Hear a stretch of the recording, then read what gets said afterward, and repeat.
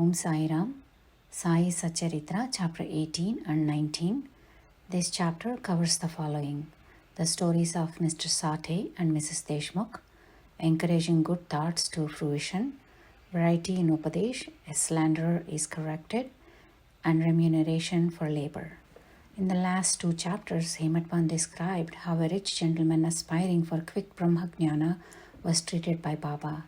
Now, in these two chapters, he describes how Hematpant was accepted and blessed by Baba, how Baba encouraged good thoughts and fructified them, and gives his teachings regarding self-improvement, slander, and remuneration for labor. Preliminary: it is a well-known fact that the Sadguru looks first at the qualifications of his disciples and then gives them suitable instructions without unsettling their minds in the least. And he leads them on towards the goal of self-realization. In this respect, some say that what the Sadguru teaches or instructs should not be divulged to others. They believe that these instructions become useless if they are published. This view is not correct. The Sadguru is like a monsoon cloud. He pours down profusely his nectar-like teachings. These we should enjoy and assimilate to our heart's content and then serve others with them without any reserve. We should apply this rule not only to what he teaches us when we are awake, but to the visions he gives us in our dreams. To quote an instance, Buddha Kaushik Rishi composed his celebrated Ram Raksha Stotra based on what he had seen in his dreams. Like a loving mother forcing bitter but wholesome medicines down the throats of her children for the sake of their health, Sai Baba imparts spiritual instructions to his devotees. His method was not veiled or secret, but quite open. Devotees who followed his instructions attained their objective. Sadgurus like Sai Baba broaden our intellect and show us the divine beauty of the self and fulfill our tender longings of devotion. When this is done, our desire of sense objects vanishes. The twin fruits of Viveka, that is discrimination, and Vairagya, that is dispassion or non-attachment, are attained, and knowledge sprouts up even in our sleep. We get all this when we come in contact with saints, that is Sadgurus, serve them and secure their love. The Lord who fulfills the desires of his devotees comes to our aid, gets rid of our troubles and sufferings and makes us happy. This progress or development is entirely due to the help of the Sadguru, who is regarded as the Lord himself. Therefore, we should always be eager to meet the Sadguru, hear his stories, fall at his feet and serve him. Now we come to our main story, how Hematpant was accepted and blessed. Mr. Sate's story. There was a gentleman named Mr. Sate who had attained some publicity many years ago during the Crawford regime. Lord Ray, the governor of Bombay at the time, quashed Mr. Sate's popularity, and Mr. Sate suffered severe losses in his trade. Other adverse circumstances also gave him a lot of trouble and made him sad and dejected. Restless, he thought of leaving home and going to a distant place. Man does not generally think of God, but when difficulties and calamities overtake him, he turns to God and prays for relief.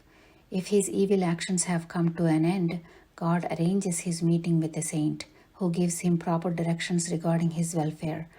Mr. Sate had a similar experience. His friends advised him to go to Shirdi, where so many people were flocking to receive Sai Baba's darshan, which helped them attain peace of mind and the satisfaction of their wants. He liked the idea and at once came to Shirdi in 1917. Upon seeing Baba's form, which was like eternal Brahma, self-luminous, spotless and pure, his mind lost its restlessness and became calm and composed. He thought that it was the accumulation of merits in his former births that had brought him to Baba's holy feet. He was a man of strong will. He at once began to study the Guru Charitra. When the reading was finished in 7 days, Baba gave him a vision one night. It was to this effect. Baba, with the Guru Charitra in his hand, was explaining its contents to Mr. Sate, who was sitting in front of Baba and listening carefully.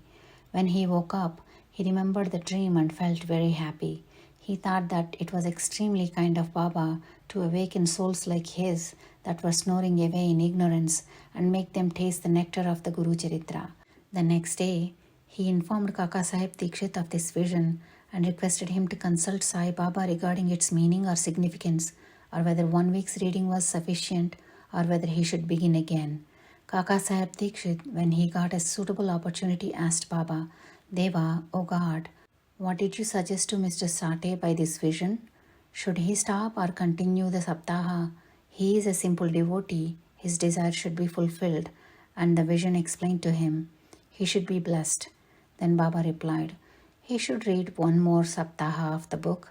If the work is studied carefully, the devotee will become pure and will be benefited. The Lord will be pleased and will rescue him from the bondage of mundane existence. At this time, Hemat Pant was present there. He was shampooing Baba's legs. When he heard Baba's words, he thought to himself, what? Mr. Sate read for just a week and got a reward, and I have been reading it for 40 years with no result. His 7-day stay here becomes fruitful, while my 7-year stay, that is 1910 to 1917, is worth nothing. Like a chatak bird, I am always waiting for the merciful cloud, that is Baba, to pour its nectar on me and bless me with his instructions. No sooner did this thought cross his mind that Baba knew what Hemat Pant was thinking.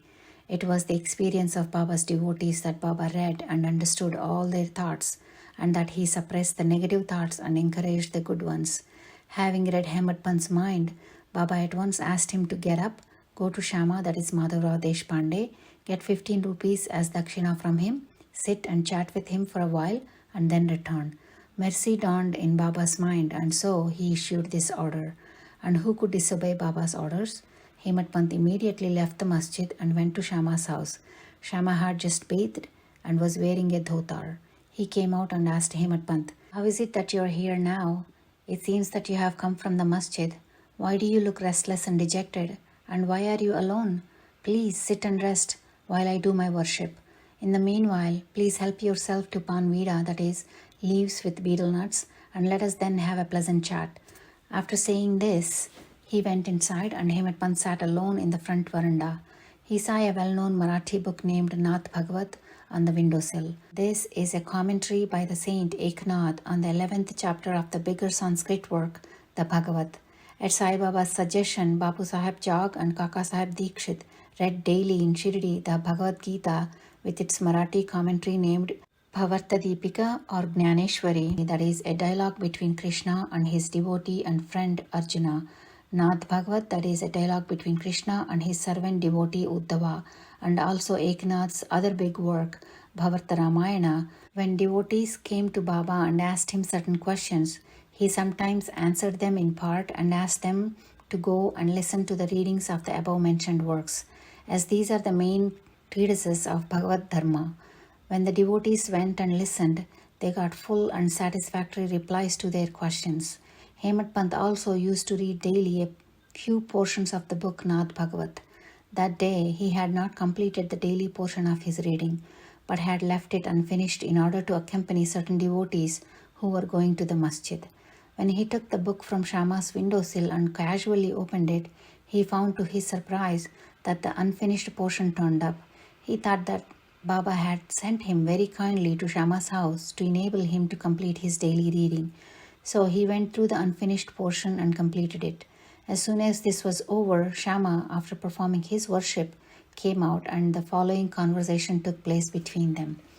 Hemat Pant said, I have come with a message from Baba. He asked me to return with 15 rupees as dakshina from you, and also to sit with you for a while, have a pleasant chat, and then return to the masjid with you. Shama, surprised, said, I have no money to give. Please take my 15 namaskaras, that is bows, in lieu of dakshina. Hemat Pant said, all right, your namaskaras are accepted. Now let us chat for a while. Tell me some stories and leelas of Baba, which will destroy our sins. For that Shama replied, then sit here for a while. Wonderful is the leela of this god Baba. You know it already. I am a village rustic, while you are an enlightened citizen. You have seen some leelas since you came here. How could I describe them to you? Well, eat the panvida while I go in and get dressed. In a few minutes, Shama came out and began talking to Hemat Pant. He said, the leela of this god, that is Baba, is inscrutable. There is no end to his leelas. Who can really see them? He plays with his leelas and yet he is unaffected by them. What do we rustics know? Why does Baba not tell us stories himself? Why does he send learned men like you to fools like me? His ways are inconceivable. I can only say that they are not human. With this preface, Shama added, I now remember a story which I shall relate to you. I know it personally. As a devotee is resolute and determined, so is Baba's immediate response. Sometimes Baba puts the devotees to severe test and then gives them Upadesh, that is, instructions. As soon as Hemat Pant heard the word Upadesh, a flash of lightning crossed through his mind. He at once remembered the story of Mr. Sathe's Guru Charitra reading and thought that Baba might have sent him to Shama in order to bring peace to his restless mind. However, he curbed this feeling and began to listen to Shama's stories. They all showed how kind and affectionate Baba was to his devotees. Hemat Pant began to feel a sort of joy while hearing them. Then Shama began to tell the following story. Mrs. Radhabhai Deshmukh's story. There was an old woman named Radhabhai. Upon hearing of Baba's fame, she came to Shirdi with the people of Sangamner. She received Baba's darshan and was very satisfied. She loved Baba dearly and resolved in her mind that she would accept Baba as her guru and get some upadesh, that is, spiritual advice from him. She knew nothing else. She was determined to fast herself unto death until Baba accepted her and gave her some upadesh or mantra. She stayed in her lodging and stopped eating any food or drinking water for 3 days. I was frightened by this ordeal of the old woman and interceded with Baba on her behalf. I said, Deva, what is this you have started? You drag so many people here. You know that old lady. She is very obstinate and depends on you entirely. She has resolved to fast unto death if you don't accept and instruct her. If anything worse happens, people will blame you and say that Baba did not instruct her and she thus met her death. So please have some mercy on her, bless her and instruct her. On seeing her determination, Baba sent for her and changed her mind by addressing her as follows. O Mother, why are you subjecting yourself to unnecessary tortures and hastening your death? You are really my mother and I am your child. Take pity on me and hear me through. I shall tell you my own story, which, if you listen to it carefully, will do you good. I had a guru. He was a great saint and was very merciful. I served him for very long, and yet he still would not blow any mantra into my ears. I had a keen desire never to leave him, but to stay with him and serve him, and at all costs receive some instructions from him. But he had his own way. He first got my head shaved and asked me for 2 paise as dakshina. I gave the same at once. Since my guru was perfect, why should he ask for money? And how should he then be called desireless? I replied that he never cared for coins. What had he to do with them? His 2 paise were firm faith and patience or perseverance. I gave these 2 paise or things to him and he was pleased. I resorted to my guru for 12 years. He raised me. There was no dearth of food or clothing. He was full of love and was love incarnate. How can I describe it? He loved me the most. Rare is a guru like him. When I looked at him, he seemed as if he was in deep meditation, and then we were both filled with bliss. Night and day I gazed at him with no thought of hunger or thirst. Without him I felt restless. I had no other object to meditate on or any other thing than my guru to attend to. He was my sole refuge. My mind was always fixed on him. This is 1 paise of dakshina. Saburi, that is, patience or perseverance, is the other paise. I waited patiently and very long on my guru and served him. This saburi will ferry you across the sea of mundane existence. Saburi is the manliness in man. It removes all sins and afflictions, gets rid of calamities in various ways, and casts aside all fear, and ultimately gives you success. Saburi is the mine of virtues and the consort of good thought. Nishtha, that is faith, and Saburi, that is patience, are like twin sisters that love each other very intimately. My guru never expected any other thing from me. He never neglected me but protected me at all times. I lived with him and was sometimes away from him, yet I never felt the want or absence of his love. He always protected me by his glance, just as the tortoise feeds her young ones, whether they are near her or away from her on the other side of the river bank. Oh Mother, my guru never taught me any mantra. Then how can I blow any mantra into your ears? Just remember that the guru's tortoise-like loving glance gives us happiness. Do not try to get any mantra or upadesh from anybody. Make me the sole object of your thoughts and actions, and you will no doubt attain Paramartha, that is, the spiritual goal of life. Look at me wholeheartedly, and I in turn look at you similarly. Sitting in this masjid, I speak the truth and nothing but the truth. No sadhanas or proficiency in the 6 shastras are necessary. Have faith and confidence in your Guru. Believe fully that the Guru is the sole actor or doer.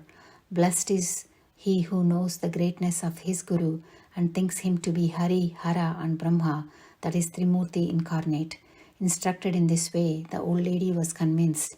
She bowed to Baba and gave up her fast. Hearing this story carefully and attentively, and noting its significance and appropriateness, Hemat Pant was moved from top to toe.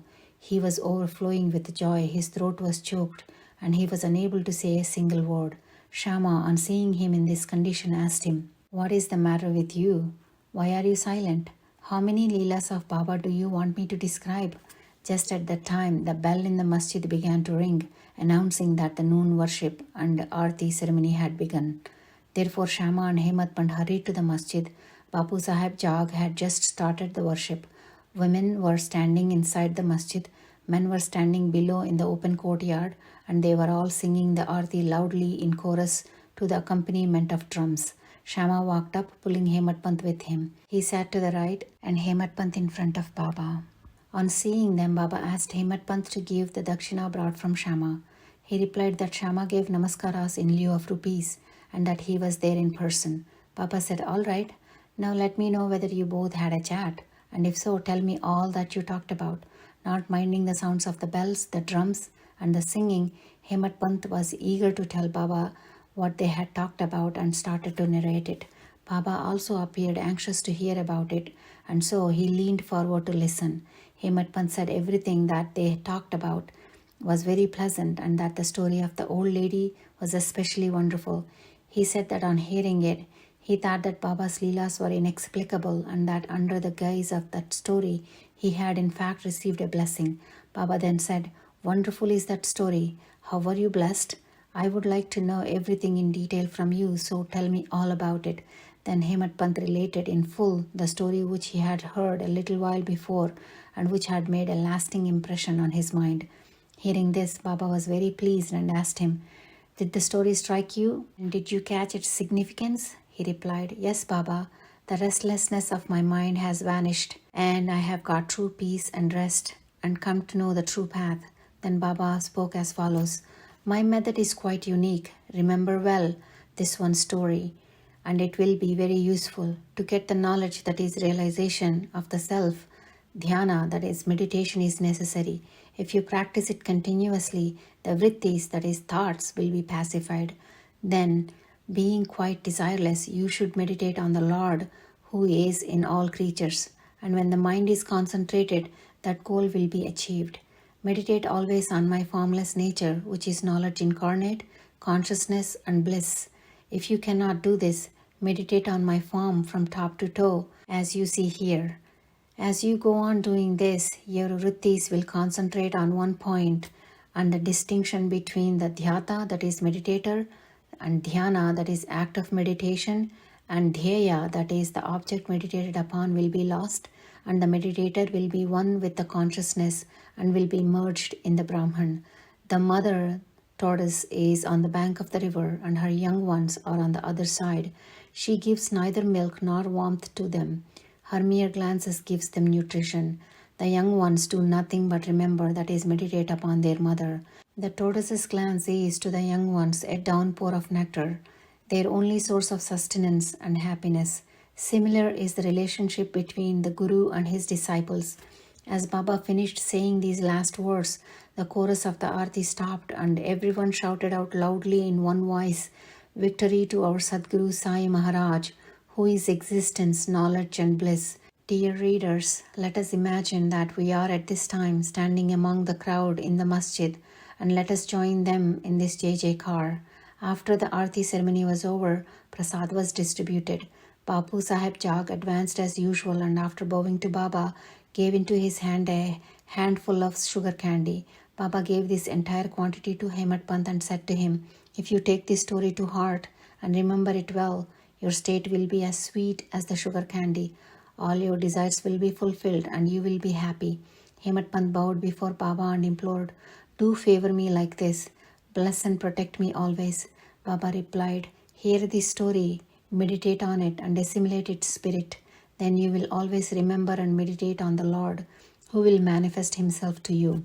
Dear readers, Hemat Pant got the prasad of sugar candy then, and we now get the prasad of this sugar candy, that is this story.